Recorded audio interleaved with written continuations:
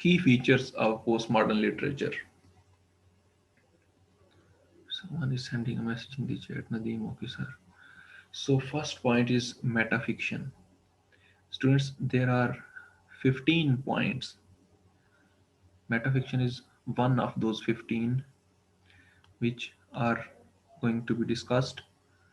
All these 15 points, you can say they are part and parcel of postmodern fiction, but that does not exclude metafiction. It is a form of fiction which emphasizes its own. You may use a preposition on or upon with the verb emphasize. Okay, so it emphasizes on its own constructedness. Let's write it here.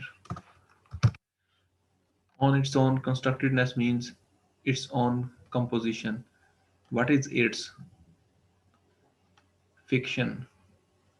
So a form of fiction in which fiction is the constructedness, the composition, the creation of fiction is emphasized upon in such a way that that emphasis continually, unstoppingly reminds the readers that they are reading fiction.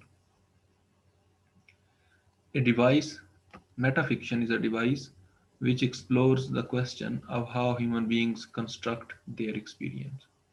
Now, let me explain it to you in further detail that metafiction, any piece of poetry, drama, novel, etc., which when you are reading or when you are watching it, it makes you realize, it makes you aware of the fact that you are reading fiction. For instance, the characters, the narrators, or the author, they may be trying to discuss things in such a way that they tell you time and again that what you are reading is fiction, what you are reading is different from your physical, your real world. While on the other hand, fiction generally, although it's an imaginary content, but it generally doesn't reflect upon this idea to make the reader uh, realize that they are reading something imaginary.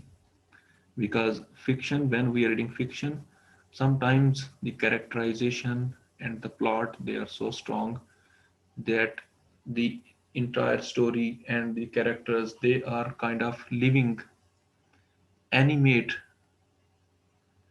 objects in front of our eyes. We are picturing them so much, but that is not what happens in metafiction.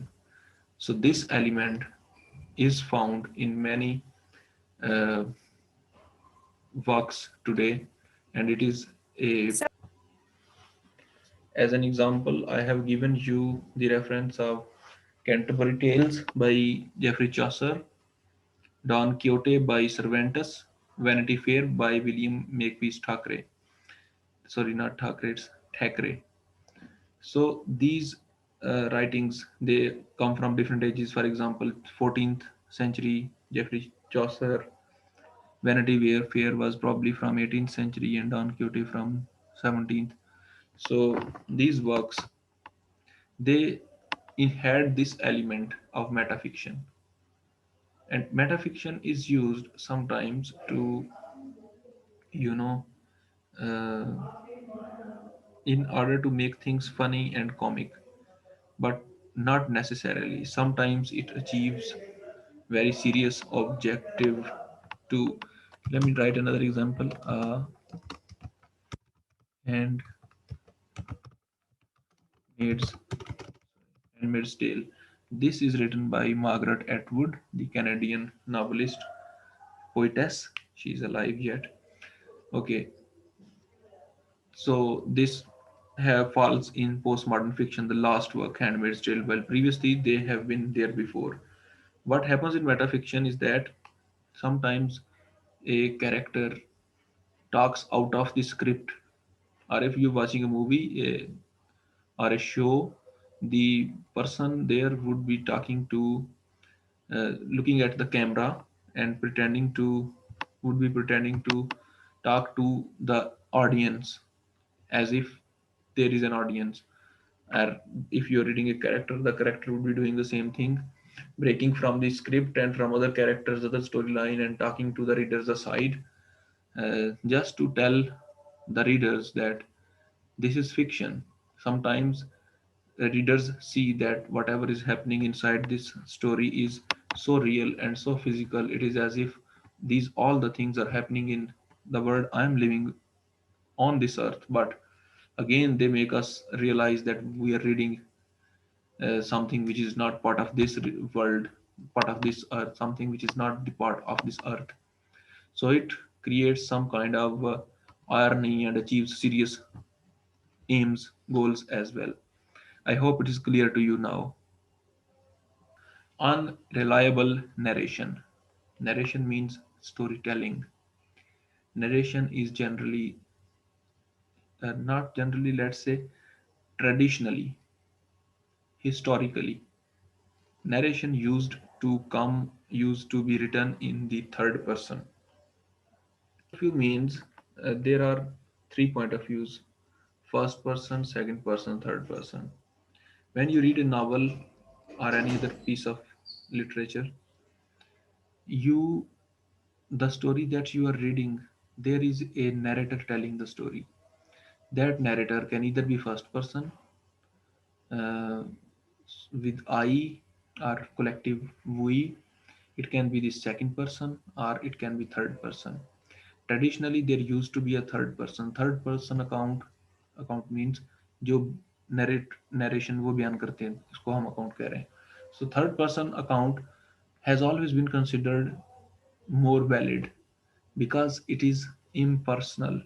It is therefore impartial because third person is not part of the story at all. The story that you are being narrated to by the first person, so first person may try to conceal some facts, may hide uh, you know, some facts, may mislead, may misrepresent, may like to conceal their own mistakes and boast about their abilities unnecessarily because it is the first person account, it is the first person narration, and nobody talks bad or ill about oneself, right? And second person, sometimes there are rarely second person narrations too.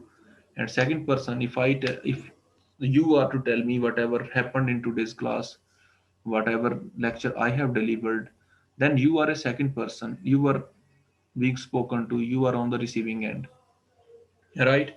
So you are a little more valid than the first person, but still maybe you don't like me, maybe you have a kind of hidden agenda against me because we both of us we were involved in a what should we call it, in a business, in a contract, or in a or our paths crossed, right? And therefore you may either like me or dislike me.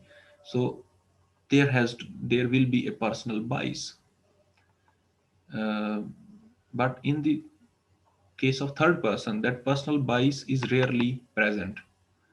So even if someone likes, the first person likes him or the person next to him, or the second person likes her or the person or the first person, so again, but in the case of third person who is totally removed from the picture, so there are more chance, or we can say uh, the highest chance for the third person account to be free of personal bias, prejudice, like or dislike. Therefore, and that is this is the reason that third person accounts are considered reliable, valid, and people trust them more.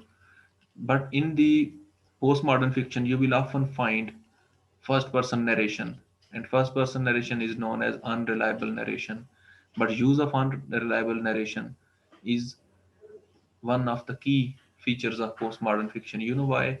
Because first person often, uh, as I was telling you before, conceals certain truths from other characters in the story, which we as readers or as audience, we know what is going on by the use of dramatic irony that audience knows more than the characters.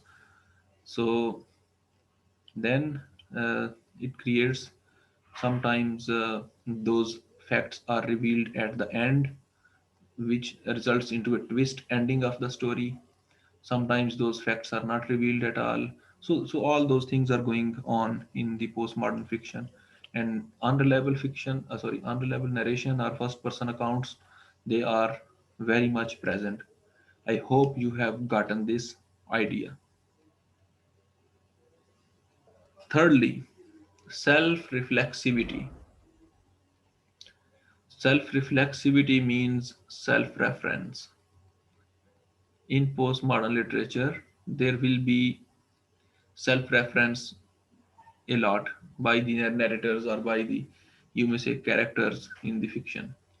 So one character reveals some information about, or briefs us, the readers or other characters around them, about their own past actions, which when those actions, the information about them, which when it is revealed, it may be damaging. It gives an honest touch to the person who reveals it about themselves, yet it makes other distrust and mistrust them, because it is generally uh, a bad thing that they reveal, but it may be a good thing.